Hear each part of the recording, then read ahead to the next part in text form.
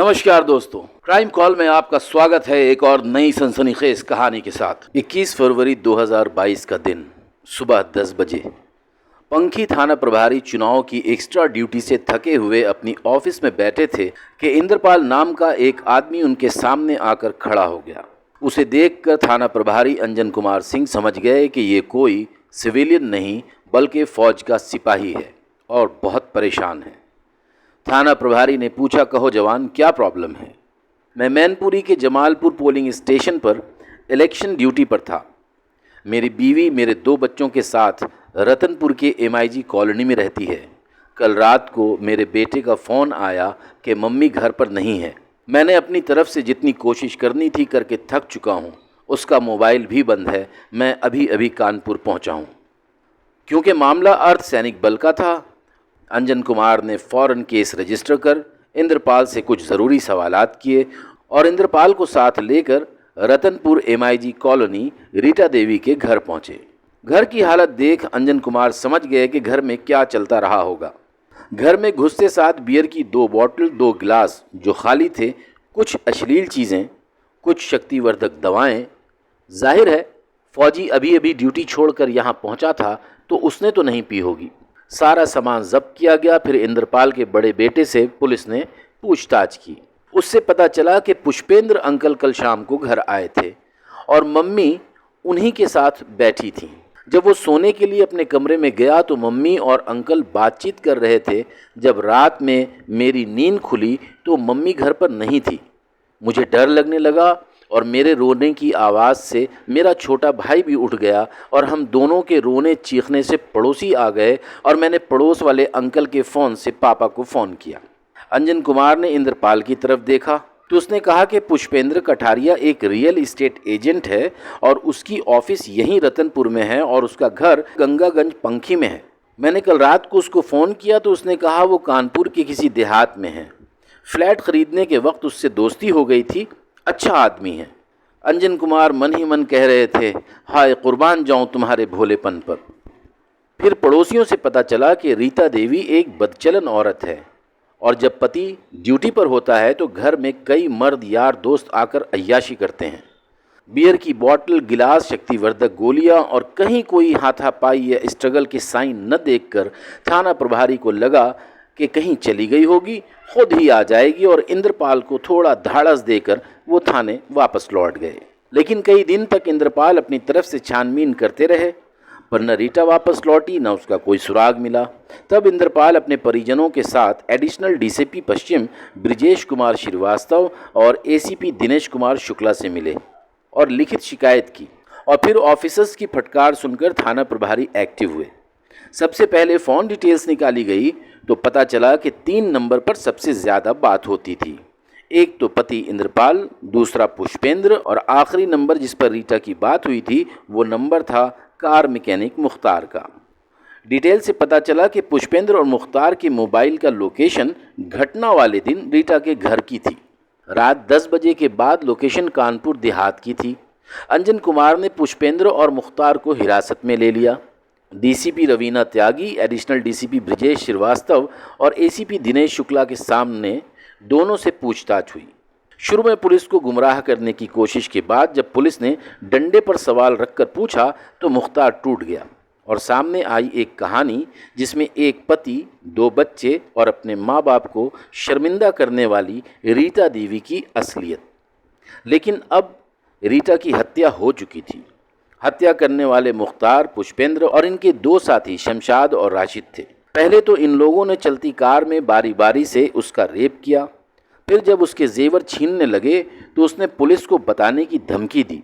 तब ये लोग डर गए और गला दबाकर उसकी हत्या कर दी। ये सब कुछ मुख्तार की कार में हुआ और फिर कानपुर के करीब एक देहात के रेलवे स्टेशन के पास किसी पुलिया के नीचे उसके शव को इन चारों ने दफना दिया। पुलिस ने बताई जगह से लाश निकलवाया। सारे बड़े अधिकारी भी मौजूद थे। इंद्रपाल अपनी बीवी की सड़ी गली लाश देखकर रो पड़े। पुलिस के हाथ से अभी भी 2 मुजरिम शमशाद और राशिद बचे हुए थे। हर तरफ दबिश डालने के बाद शमशाद रूरा कस्बे से पुलिस को मिल गया पर राशिद पुलिस के हत्थे नहीं चढ़ा। शमशाद ने भी हत्या का जुर्म कबूल कर लिया। पुलिस ने वो कार भी बरामद कर ली जिसे मुख्तार ने अपने गैरेज में छिपा रखी थी। इधर रीटा का postmortem doctor Shivam, doctor Swati, doctor Amit ने किया और उसकी लाश परिजनों के हवाले कर दिया। पोस्टमार्टम रिपोर्ट ने कंफर्म किया कि रीटा की मौत गला दबाने से हुई और मरने से पहले उसके साथ संभोग भी किया गया था और नोच खसोट के निशान भी मौजूद थे। उसकी लाश 26 फरवरी को बरामद कर ली गई थी। रीटा के भाई विनय कुमार की तहरीर पर धारा 302, 201, 376, 392 तथा SC/ST एक्ट के तहत मुख्तार, पुष्पेंद्र, राशिद और शमशाद के खिलाफ केस दर्ज कर लिया गया। अब आगे पूछताछ पर रीटा की असल रंगीन मिजाजी सामने आई और मौत की असल वजह कुछ इस तरह है। रीटा उत्तर प्रदेश कानपुर ज़िला के कस्बा रूरा के एक गांव हसनापुर की रहने वाली थी। बाप रामदीन, माँ उमा देवी, भाई विनय कुमार, ये 4 लोगों का परिवार।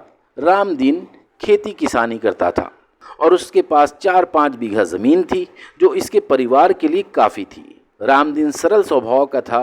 रीटा गांव के माध्यमिक विद्यालय से हाई स्कूल कंप्लीट करने के बाद रूरा कस्बे के RPS कॉलेज में पढ़ने लगी थी। रीटा खूबसूरत तो थी ही, उस पर से वो काफ़ी मेकअप करना जानती थी और जब वो बन संवर कर कॉलेज जाती तो हर आंख उसकी तरफ उठती। उसके कई आशिक थे पर मुख्तार उनमें आशिक नंबर 1 था, यानी रीटा को भी वो पसंद आ गया। उसकी एक वजह यह भी थी कि मुख्तार भी हसनापुर का था। रीटा को ये बात पता थी, छोटे गांव में लोग एक दूसरे को पहचानते ही हैं। मुख्तार वेल बिल्ट और ठीक ठाक हैंडसम था, तो रीटा ने अपना दिल उस हैंडसम के हैंड में रख दिया। पहले तो छिप छिप कर हाथ मिले, फिर गले मिले और फिर प्रेम का चरम सुख एक दिन मिल ही गया। अब दोनों शेर शेरनी के मुंह को खून लग गया था, पर नौजवान लड़के लड़की का इश्क छिपता कहाँ है। मुख्तार मैकेनिक था, फाइनेंशियली इंडिपेंडेंट था, कस्टमर की गाड़ी गाहे बगाहे हाथ आ ही जाती थी। रामदीन ये समझते थे कि उनकी बेटी पढ़ने जाती है, पर वो अब सिर्फ बायोलॉजी की प्रैक्टिकल क्लास प्रोफेसर मुख्तार से कभी रूरा में तो कभी खेत में लेती रही। सूंघने की ताकत कुत्तों से ज़्यादा समाज में होती है और घर वाले सबसे बाद में जानते हैं कि हो क्या रहा है। और एक दिन रामदीन के कान में ये बात पढ़ी गई। वो अपना सर पकड़कर घर में बैठ गए। उमा देवी को पहले तो लगा कि लोग लांछन लगा रहे हैं मेरी बेटी पर, लेकिन जब रामदीन को कन्विंस देखा तो समझ गई कि बात फैल गई है और फिर रामदीन ने रीटा का कॉलेज जाना बंद करवा दिया। उमा देवी और रामदीन लोगों से नज़रें बचाने लगे और जल्द से जल्द रीटा की शादी करके इस मुसीबत को घर से निकालने की कोशिश में जुट गए। पर बाप तो बाप होता है, वो रीटा को किसी ऐसी वैसी जगह नहीं ब्याहना चाहते थे। तो जब सिपाही इंद्रपाल का रिश्ता मिला तो वो तैयार हो गए। रीटा कॉलेज तो नहीं जा पा रही थी, पर किसी न किसी तरह मुख्तार से मिल ही लेती थी। शेर के मुंह को खून जो लग चुका था। जब रीटा को पता चला कि उसकी शादी पक्की हो गई है तो वो मुख्तार को बोली कि अब तो मैं इंद्रपाल से शादी करके उसके गांव अकबरपुर चली जाऊंगी। मुख्तार ने रीटा से कहा, चलो हम लोग कहीं दूर चले जाते हैं और अपनी दुनिया बसाते हैं। रीटा ने मना कर दिया। मुख्तार ने कहा कि मैं अपनी जान दे दूंगा। रीटा ने मुख्तार के होंठों पर अपने होंठ रख दिए और कहा, मैं तुमसे शादी के बाद भी प्यार करती रहूंगी। तुम जब चाहो मेरे तन का सुख ले सकते हो, जब मैं चाहूँगी तुमको बुलाकर अपनी प्यास बुझा लूँगी। ये कहते हुए दोनों फिर से एक दूसरे में समा गए। इंद्रपाल के घर में भाई रामपाल जो फौजी थे और इनके माँ बाप थे। 24 फरवरी 2006 को रीटा देवी इंद्रपाल की पत्नी बन गई। दोनों की शादी धूमधाम से हुई। रीटा को CRPF का जवान इंद्रपाल की कद काठी पसंद आई और कुछ ही सालों में रीटा ने 2 बेटों को जन्म दिया। पर इंद्रपाल अपनी सर्विस के चलते बाहर ही रहते थे। रीटा ने इंद्रपाल को बेटों की पढ़ाई का झांसा देकर शहर में रहने की जिद करने लगी। रोज़ रोज़ की चिक चिक और बच्चों की पढ़ाई का सोचकर इंद्रपाल आखिरकार राज़ी हो गए और रीटा को अपने दोनों बेटों के साथ रतनपुर के MIG कॉलोनी के फ्लैट में रख दिया। क्योंकि इंद्रपाल अब सिपाही से हेड कांस्टेबल बन गए थे, बच्चे भी ठीक ठाक बड़े हो गए थे। दोनों बेटों में 4 साल का गैप था। इंद्रपाल को रीटा के प्लान का कोई अंदाज़ा ही नहीं था। यही फ्लैट लेने के सिलसिले में पुष्पेंद्र से परिचय हुआ।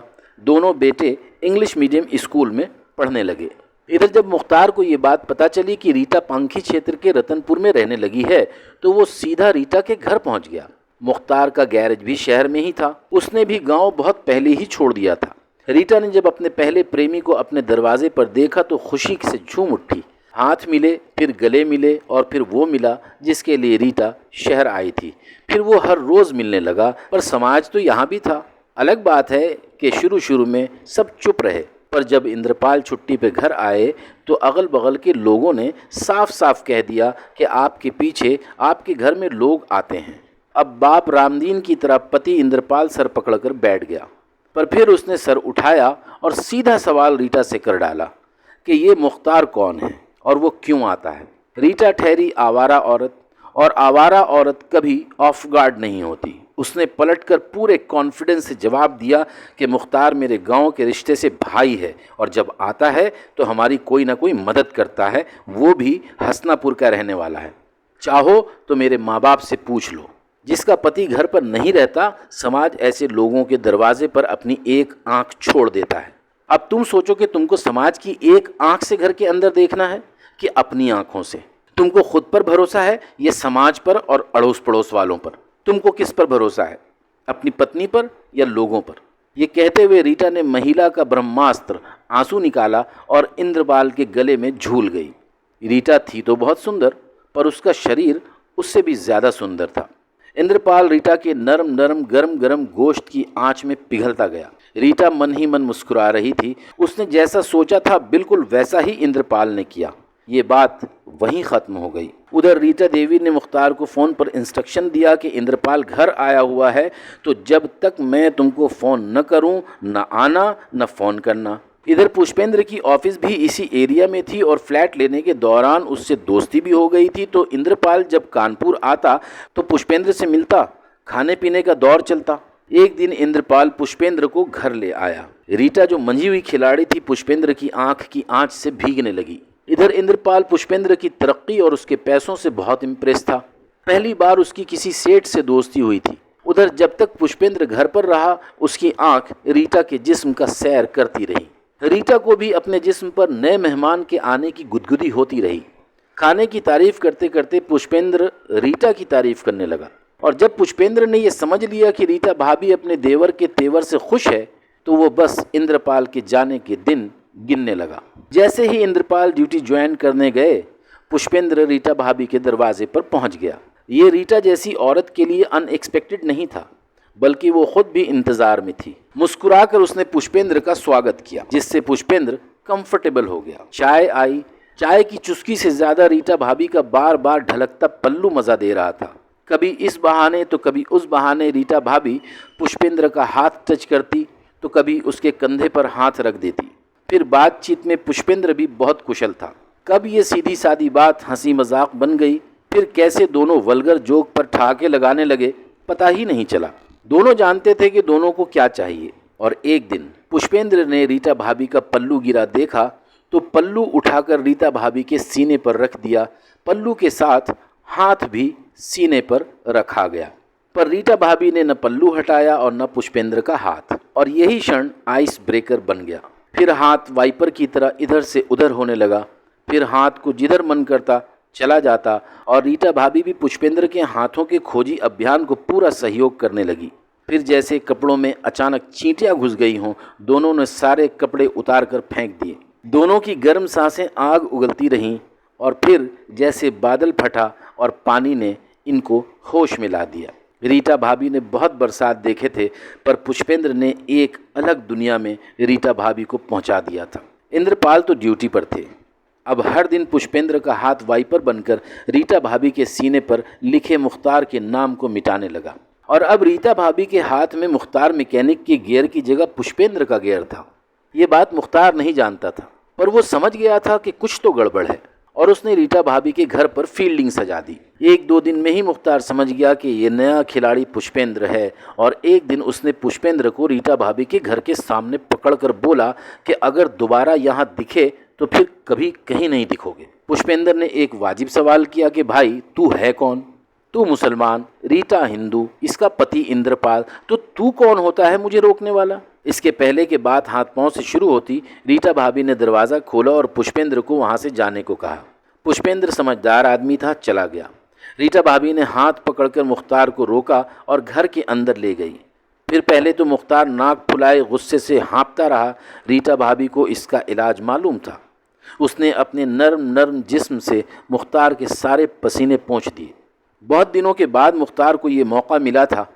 पहले तो उसने खूब चौके छक्के लगाए, फिर शांत होकर रीटा भाभी के जिस्म से उतरा तो अब ठंडी ठंडी सांसें चल रही थीं। दोनों बिस्तर पर एक दूसरे के अगल बगल लेटे थे और पंखे की ब्लेड की तरफ देख रहे थे। दोनों की सोच भी पंखे की तरह घूम रही थी। मुख्तार सोच रहा था कि मैं इससे प्यार करता हूँ। इसकी शादी इंद्रपाल से हुई तो मुझे बहुत दुख हुआ, पर मैंने सब्र किया क्योंकि शादी के लिए ये मजबूर थी। पर पुष्पेंद्र के लिए मैं इसे कैसे माफ़ करूँ। इधर रीटा भाभी के मन में कुछ और ही चल रहा था। वो ये सोच रही थी कि अगर पुष्पेंद्र और मुख्तार दोनों एक साथ इस बेड पर हों तो ज़िंदगी के मज़े ही आ जाएंगे। और वो जानती थी कि पुष्पेंद्र समझदार है, पर मुख्तार को समझाना मुश्किल होगा। लेकिन रीटा भाभी ने सोचा कि पर वो कर भी क्या सकता है। मैं हूँ ही इतनी हसीन, उसको मानना ही पड़ेगा। और उसने मुख्तार को साफ साफ कह दिया कि तुमको मिलना हो तो मिलो, मुझे छूना हो तो छुओ, जो करना है करो, सब सुख दूंगी, पर पुष्पेंद्र भी आएगा। ये बात बोलते वक्त रीटा भाभी नहीं जानती थी कि मुख्तार के दिल पर क्या गुजरेगी। दूसरी तरफ मुख्तार ने भी हालात से समझौता तो कर लिया, पर उसका मन खट्टा हो चुका था। उसने पुष्पेंद्र से समझौता कर लिया। अब पुष्पेंद्र और मुख्तार दोनों रीटा भाभी के घर पर एक साथ शाम बिताने लगे। अब बियर के साथ साथ स्प्रे और शक्तिवर्धक दवाओं की भी ज़रूरत पड़ने लगी। अब रीटा भाभी को ग्रुप सेक्स का मज़ा मिल गया। रीटा भाभी अब रीटा सैंडविच बन गई। रीटा को जीने का अलग ही आनंद मिलने लगा। 20 फरवरी 2022 को पुष्पेंद्र ने रीटा भाभी को फ़ोन लगाया तो रीटा भाभी ने फ़ोन नहीं उठाया। फिर शाम 5 बजे रीटा भाभी ने फ़ोन उठाया। पुष्पेंद्र से बातचीत हुई तो शाम को महफिल जमने का फैसला हुआ। पुष्पेंद्र शाम को बियर की 2 बॉटल लेकर रीटा भाभी के फ्लैट में पहुंचा। दोनों हंसी मजाक, चूमना छूना कर रहे थे और इसी में शाम बीत गई। रात को 8 साढ़े 8 बजे इंद्रपाल जी के बड़े बेटे ने रीटा भाभी से कहा कि वो सोने जा रहा है। जब बच्चा अपने कमरे में सोने चला गया तो रीटा भाभी का पल्लू फिर से गिरने लगा और तभी दरवाजे पर दस्तक होती है और मुख्तार अंदर आता है। अब तीनों मिलकर बियर पीते हैं और फिर अचानक मुख्तार रीटा भाभी का हाथ पकड़कर उसे उठाता है और कहता है, चलो आज खाना बाहर खाते हैं। हम लोगों ने कार में बहुत सेक्स किया है, आज कार में ग्रुप सेक्स करेंगे। पुष्पेंद्र को भी कार में रीटा भाभी का रीटा सैंडविच वाला मुख्तार का आइडिया पसंद आया। जब रीटा भाभी अपने मेकअप का जादू करके निकलती है और उस पर जेवर भी पहन लेती है तो सोने पर सुहागा हो जाता है। रीटा को लगा कार में ग्रुप सेक्स वाली बात मजाक है। तीनों नीचे आते हैं जहां एक कार खड़ी होती है। कार में मुख्तार के 2 दोस्त भी बैठे थे, शमशाद और राशिद। ये सब लोग खाना खाते हैं और फिर शुरू होता है रीटा भाभी का आखिरी सफ़र। पुष्पेंद्र और मुख्तार दोनों रीटा भाभी को चूमने लगते हैं। ये बात रीटा भाभी के लिए कोई नई नहीं थी, पर रीटा भाभी आगे बैठे दोनों दोस्तों का हाथ भी अपने जिस्म पर महसूस करती है और इस तरह चारों मिलकर रीटा भाभी के साथ ऑलमोस्ट रेप जैसा सेक्स करते हैं। फिर मुख्तार रीटा भाभी के गहने नोचने लगता है। रीटा भाभी हल्ला करना चाहती है तो पुष्पेंद्र रीटा भाभी का मुंह दबा देता है। इतने में उन 2 दोस्तों में से एक का मन फिर से करता है। अब सीन ये है कि मुख्तार जेवर उतार रहा है, पुष्पेंद्र मुंह पकड़कर बैठा है और शमशाद रीटा भाभी पर चढ़ा हुआ है और राशिद रीटा भाभी की जांघों की तरफ देख रहा है। तभी रीटा भाभी पुष्पेंद्र का हाथ हटाते हुए कहती है, तुम सब जेल जाओगे, हम पुलिस को कंप्लेन करेंगे। जिस तरह से वो कहती है, इन लोगों को यकीन हो जाता है कि ये कंप्लेन ज़रूर करेगी। इसीलिए वो लोग उसका गला दबाकर हत्या कर देते हैं। अब लाश को ठिकाने लगाने के लिए ये लोग ज़िला कानपुर के एक देहात भावपुर के रेलवे स्टेशन के पास एक पुलिया के नीचे दफन कर देते हैं और उस पर ईंट पत्थर रखकर वापस अपने अपने रास्ते निकल जाते हैं। दूसरे दिन मुख्तार एक सर्राफ को वो जेवर बेच देता है। उधर रात को जब बेटा घर पर माँ को नहीं देखता तो इंद्रपाल जी को फ़ोन करता है। अगर आपको ये कहानी अच्छी लगी तो तैयार रहिए इससे भी बेहतर कहानी के लिए। सब्सक्राइब कीजिए, लाइक कीजिए, तभी तो अगली कहानी मिलेगी।